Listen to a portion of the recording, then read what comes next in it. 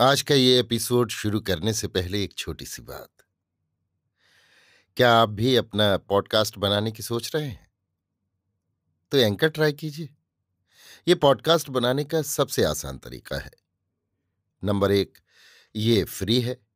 Number 2, इसमें कई सारे ऐसे टूल्स हैं जो आपको अपने फोन और कंप्यूटर पर रिकॉर्ड और एडिट करने की फैसिलिटी देते हैं। नंबर 3, आप अपने पॉडकास्ट को डिस्ट्रीब्यूट भी कर सकते हैं, जिससे इसे स्पॉटिफाई और दूसरे प्लेटफॉर्म पर सुना जा सके। तो डाउनलोड कीजिए फ्री एंकर ऐप या विजिट कीजिए anchor.fm पर अपना पॉडकास्ट स्टार्ट करने के लिए। ये तो थी एक छोटी सी जानकारी, और अब शुरू करते हैं एपिसोड का सिलसिला। तो आज के एपिसोड में लीजिए सुनिए लियो टॉलस्टॉय की लिखी कहानी एक चिंगारी घर को जला देती है, मेरी यानी समीर गोस्वामी की आवाज में। इस कहानी का रूपांतर और अनुवाद किया है मुंशी प्रेमचंद ने।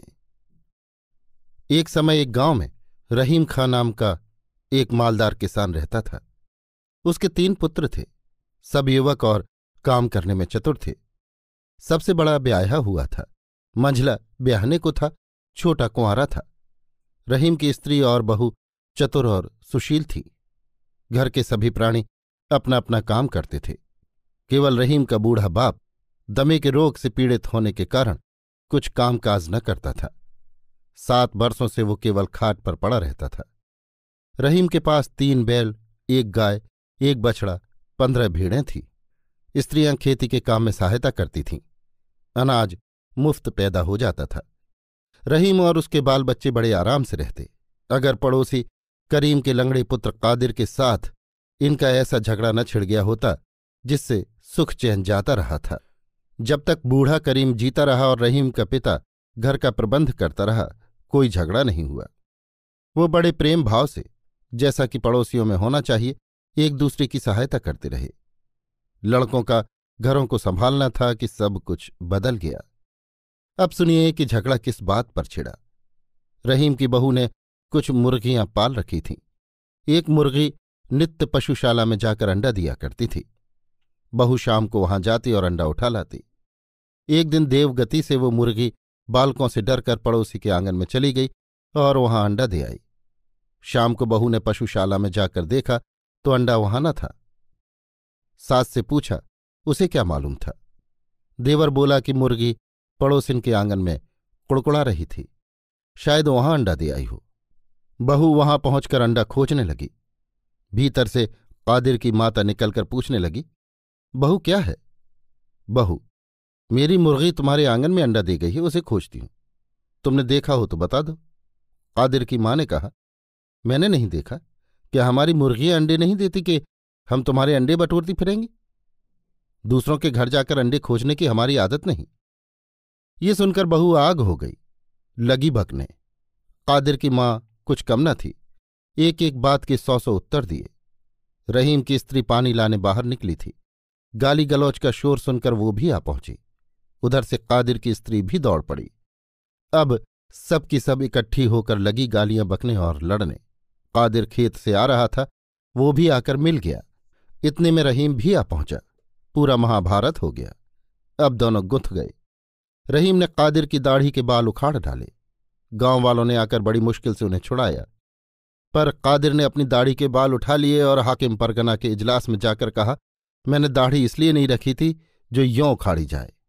रहीम से हरजाना लिया जाए। पर रहीम के बूढ़े पिता ने उसे समझाया, बेटा ऐसी तुच्छ बात पर लड़ाई करना मूर्खता नहीं तो क्या है? जरा विचार तो करो, सारा बखेड़ा सिर्फ एक अंडे से फैला है। कौन जाने, शायद किसी बालक ने उठा लिया हो। और फिर अंडा था कितने का? परमात्मा सबका पालन पोषण करता है। पड़ोसी यदि गाली दे भी दे तो क्या गाली के बदले गाली देकर अपनी आत्मा को मलिन करना उचित है? कभी नहीं। खैर, अब तो जो होना था वो हो ही गया। उसे मिटाना उचित है, बढ़ाना ठीक नहीं। क्रोध पाप का मूल है। याद रखो, लड़ाई बढ़ाने से तुम्हारी ही हानि होगी। परंतु बूढ़े की बात पर किसी ने कान न धरा।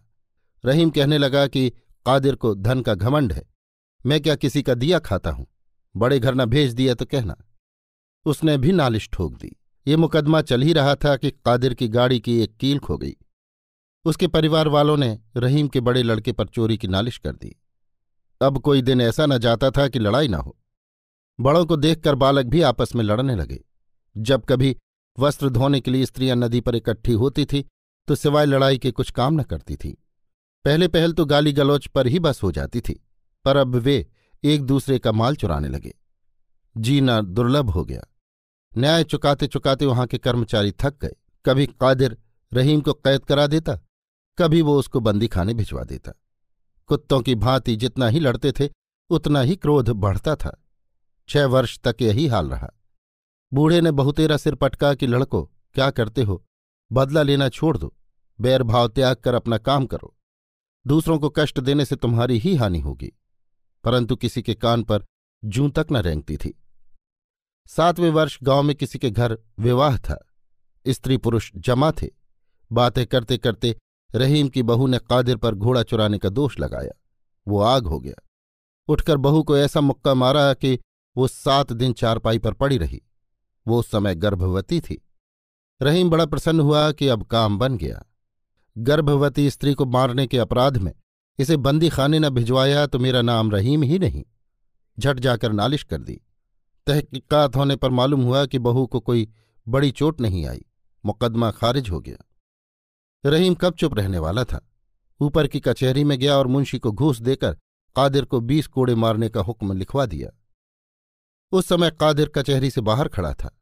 हुक्म सुनते ही बोला, कोड़ों से मेरी पीठ तो जलेगी ही, परंतु रहीम को भी भस्म किए बिना न छोड़ूंगा। रहीम तुरंत अदालत में गया और बोला, हुजूर, कादिर मेरा घर जलाने की धमकी देता है। कई आदमी गवाह हैं। हाकिम ने कादिर को बुलाकर पूछा कि क्या बात है। कादिर, सब झूठ, मैंने कोई धमकी नहीं दी। आप हाकिम हैं, जो चाहें सो करें। पर क्या न्याय इसी को कहते हैं कि सच्चा मारा जाए और झूठा चयन करे? कादिर की सूरत देखकर हाकिम को निश्चय हो गया कि वो अवश्य रहीम को कोई न कोई कष्ट देगा। उसने कादिर को समझाते हुए कहा, देखो भाई, बुद्धि से काम लो। भला कादिर, गर्भवती स्त्री को मारना क्या ठीक था? ये तो ईश्वर की बड़ी कृपा हुई कि चोट नहीं आई, नहीं तो क्या जाने क्या हो जाता। तुम विनय करके रहीम से अपना अपराध क्षमा करा लो, मैं हुक्म बदल डालूंगा। मुंशी, दफा 117 के अनुसार हुक्म नहीं बदला जा सकता। हाकिम, चुप रहो। परमात्मा को शांति प्रिय है, उसकी आज्ञा पालन करना सबका मुख्य धर्म है। कादिर बोला, हुजूर, मेरी अवस्था 50 वर्ष की है। मेरे एक ब्याहा हुआ पुत्र भी है। आज तक मैंने कभी कोड़े नहीं खाए। मैं और उससे क्षमा कभी नहीं मांग सकता। वो भी मुझे याद करेगा। ये कहकर कादिर बाहर चला गया। कचहरी गांव से 7 मील पर थी। रहीम को घर पहुंचते पहुंचते अंधेरा हो गया। उस समय घर में कोई न था, सब बाहर गए हुए थे। रहीम भीतर जाकर बैठ गया और विचार करने लगा। कोड़े लगने का हुक्म सुनकर कादिर का मुंह कैसा उतर गया था। बेचारा दीवार की ओर मुंह करके रोने लगा था। हम और वो कितने दिन तक एक साथ खेले हैं, मुझे उस पर इतना क्रोध न करना चाहिए था। यदि मुझे कोड़े मारने का हुक्म सुनाया जाता तो मेरी क्या दशा होती। इस पर उसे कादिर पर दया आई। इतने में बूढ़े पिता ने आकर कहा, कादिर को क्या दंड मिला? रहीम, 20 कोड़े। बूढ़ा, बुरा हुआ बेटा, तुम अच्छा नहीं करते। इन बातों में कादिर की उतनी ही हानि होगी जितनी तुम्हारी। भला मैं ये पूछता हूं कि कादिर पर कोड़े पड़ने से तुम्हें क्या लाभ होगा? रहीम, वो फिर ऐसा काम नहीं करेगा। बूढ़ा, क्या नहीं करेगा? उसने तुमसे बढ़कर कौन सा बुरा काम किया है? रहीम, वाह वाह, आप विचार तो करें कि उसने मुझे कितना कष्ट दिया है। स्त्री मरने से बची, अब घर जलाने की धमकी देता है, तो क्या मैं उसका जस गाऊं? बूढ़ा आह भरकर, बेटा, मैं घर में पड़ा रहता हूं और तुम सर्वत्र घूमते हो, इसलिए तुम मुझे मूर्ख समझते हो। लेकिन द्रोह ने तुम्हें अंधा बना रखा है। दूसरों के दोष तुम्हारे नेत्रों के सामने हैं, अपने दोष पीठ पीछे हैं। भला मैं पूछता हूं कि कादिर ने क्या किया? एक के करने से भी कभी लड़ाई हुआ करती है? कभी नहीं। 2 बिना लड़ाई नहीं हो सकती। यदि तुम शांत स्वभाव होते, लड़ाई कैसे होती? भला जवाब तो दो। उसकी दाढ़ी के बाल किसने उखाड़े? उसका भूसा किसने चुराया? उसे अदालत में किसने घसीटा? तिस पर सारे दोष कादिर के माथे पर थोप रहे हो? तुम आप बुरे हो, बस यही सारे झगड़े की जड़ है। क्या मैंने तुम्हें यही शिक्षा दी है? क्या तुम नहीं जानते कि मैं और कादिर का पिता किस प्रेम भाव से रहते थे? यदि किसी के घर में अन्न चुक जाता था तो एक दूसरे से उधार लेकर काम चलता था। यदि कोई किसी और काम में लगा होता था तो दूसरा उसके पशु चरा लाता था। एक को किसी वस्तु की जरूरत होती थी तो दूसरा तुरंत दे देता था। ना कोई लड़ाई थी न झगड़ा, प्रेम प्रीत पूर्वक जीवन व्यतीत करता था। अब तो तुमने महाभारत बना रखा है। क्या इसी का नाम जीवन है? हाय हाय, ये तुम क्या पाप कर्म कर रहे हो? तुम घर के स्वामी हो, यमराज के सामने तुम्हें उत्तर देना होगा। बालकों और स्त्रियों को तुम क्या शिक्षा दे रहे हो? गाली बकना और ताने देना? कल तारावती पड़ोसिन धनदेवी को गालियां दे रही थी, उसकी माता पास बैठी सुन रही थी। क्या यही भलमनसी है? क्या गाली का बदला गाली होना चाहिए? नहीं बेटा, नहीं। महापुरुषों का वचन है कि कोई तुम्हें गाली दे तो सह लो, वो स्वयं पछताएगा। यदि कोई तुम्हारे गाल पर एक चपत मारे तो दूसरा गाल उसके सामने कर दो, वो लज्जित और नम्र होकर तुम्हारा भक्त हो जाएगा। अभिमान ही सब दुख का कारण है। तुम चुप क्यों हो गए? क्या मैं झूठ कहता हूं? रहीम चुप रह गया, कुछ नहीं बोला। बूढ़ा: महात्माओं का वाक्य क्या असत्य है? कभी नहीं। उसका एक एक अक्षर पत्थर की लकीर है। अच्छा, अब तुम अपने इस जीवन पर विचार करो। जब से ये महाभारत आरंभ हुआ है, तुम सुखी हो अथवा दुखी? जरा हिसाब तो लगाओ कि इन मुकदमों, वकीलों और आने जाने में कितना रुपया खर्च हो चुका है। देखो, तुम्हारे पुत्र कैसे सुंदर और बलवान हैं, लेकिन तुम्हारी आमदनी घटती जाती है। क्यों? तुम्हारी मूर्खता से। तुम्हें चाहिए कि लड़कों सहित खेती का काम करो, पर तुम पर तो लड़ाई का भूत सवार है। वो चैन लेने नहीं देता। पिछले साल जई क्यों नहीं उगी? इसलिए कि समय पर नहीं बोई गई। मुकदमे चलाओ कि जई बो। बेटा, अपना काम करो, खेती बाड़ी संभालो। यदि कोई कष्ट दे तो उसे क्षमा करो। परमात्मा इसी से प्रसन्न रहता है। ऐसा करने पर तुम्हारा अंतःकरण शुद्ध होकर तुम्हें आनंद प्राप्त होगा। रहीम कुछ नहीं बोला। बूढ़ा: बेटा, अपने बूढ़े मूर्ख पिता का कहना मानो। जाओ कचहरी में जाकर आपस में राजीनामा कर लो। कल शबे रात है। कादिर के घर जाकर नम्रतापूर्वक उसे न्योता दो और घरवालों को भी यही शिक्षा दो कि बैर छोड़कर आपस में प्रेम बढ़ाएं।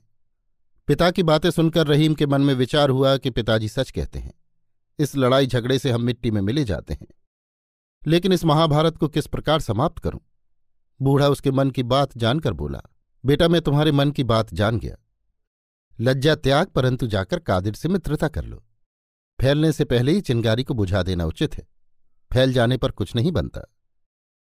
बूढ़ा कुछ और कहना चाहता था कि स्त्रियां कोलाहल करती हुई भीतर आ गईं।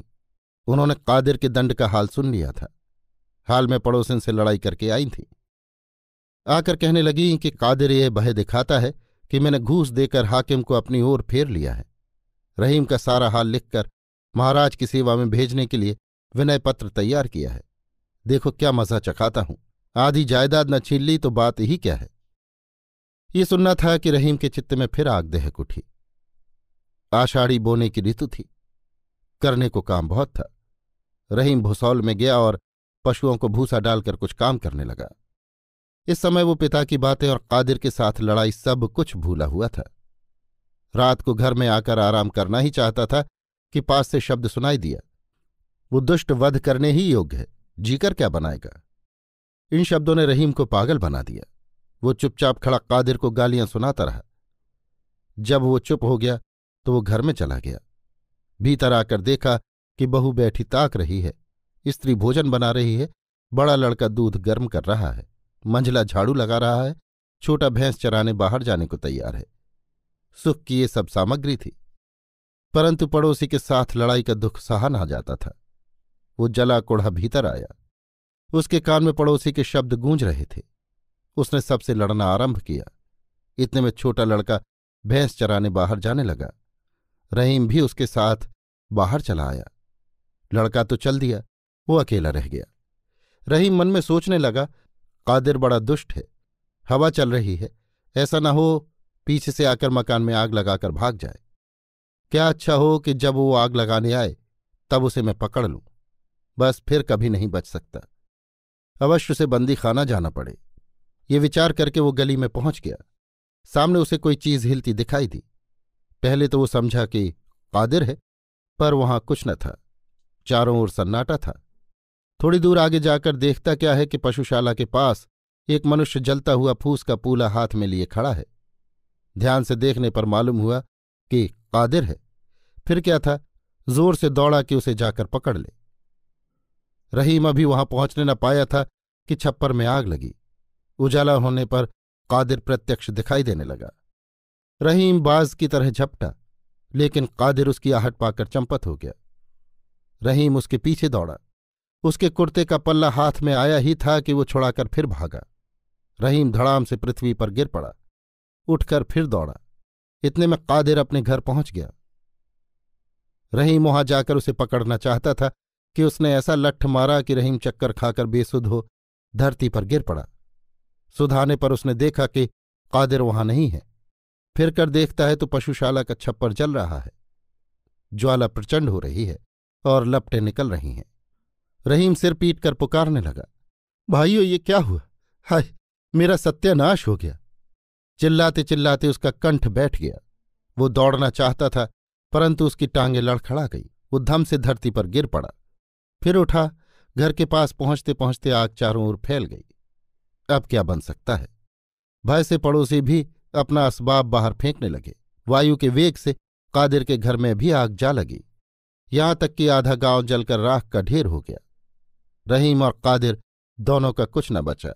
मुर्गियां, हल, गाड़ी, पशु, वस्त्र, अन्न, भूसा आदि सब कुछ स्वाहा हो गया।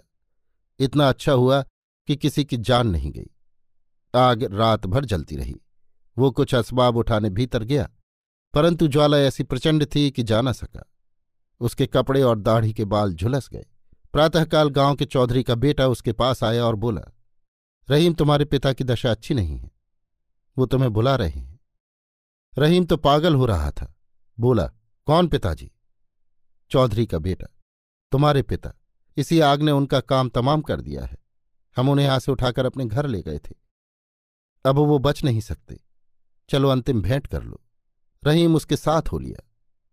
वहां पहुंचने पर चौधरी ने बूढ़े को खबर दी कि रहीम आ गया है। बूढ़े ने रहीम को अपने निकट बुलाकर कहा, बेटा, मैंने तुमसे क्या कहा था? गांव किसने जलाया? रहीम, कादिर ने। मैंने आप उसे छप्पर पर आग लगाते देखा था। यदि मैं उसी समय उसे पकड़कर पूले को पैरों तले मल देता तो आग कभी न लगती। बूढ़ा, रहीम, मेरा अंत समय आ गया है। तुमको भी एक दिन अवश्य मरना है, पर सच बतलाओ कि दोष किसका है? रहीम चुप हो गया। बूढ़ा, बताओ, कुछ बोलो तो। फिर ये सब किसकी करतूत है? किसका दोष है? रहीम आंखों में आंसू भरकर, मेरा। पिताजी क्षमा कीजिए, मैं खुदा और आप दोनों का अपराधी हूं। बूढ़ा, रहीम। रहीम, हाँ पिताजी। बूढ़ा, जानते हो अब क्या करना उचित है? रहीम, मैं क्या जानूं, मेरा तो अब गांव में रहना कठिन है। बूढ़ा, यदि तू परमेश्वर की आज्ञा मानेगा तो तुझे कोई कष्ट न होगा। देख, याद रख, अब किसी से न कहना कि आग किसने लगाई थी। जो पुरुष किसी का एक दोष क्षमा करता है, परमात्मा उसके 2 दोष क्षमा करता है। ये कहकर खुदा को याद करते हुए बूढ़े ने प्राण त्याग दिए। रहीम का क्रोध शांत हो गया। उसने किसी को न बतलाया कि आग किसने लगाई थी। पहले पहल तो कादिर डरता रहा कि रहीम के चुप रह जाने में भी कोई भेद है। फिर कुछ दिनों पीछे उसे विश्वास हो गया कि रहीम के चित्त में अब कोई बैरभाव नहीं रहा। बस फिर क्या था, प्रेम में शत्रु भी मित्र हो जाते हैं। वे पास पास घर बनाकर पड़ोसियों की भांति रहने लगे। रहीम अपने पिता का उपदेश कभी न भूलता था कि फैलने से पहले ही चिंगारी को बुझा देना उचित है। अब यदि कोई कष्ट देता तो वो बदला लेने की इच्छा नहीं करता। यदि कोई उसे गाली देता तो सहन करके वो ये उपदेश करता कि कुवचन बोलना अच्छा नहीं। अपने घर के प्राणियों को भी वो यही उपदेश दिया करता। पहले की अपेक्षा अब उसका जीवन बड़े आनंदपूर्वक कटता है। अभी आप सुन रहे थे लियो टॉलस्टॉय की लिखी कहानी एक चिंगारी घर को जला देती है। मेरी यानी समीर गोस्वामी की आवाज में। इस कहानी का रूपांतर और अनुवाद किया था मुंशी प्रेमचंद ने।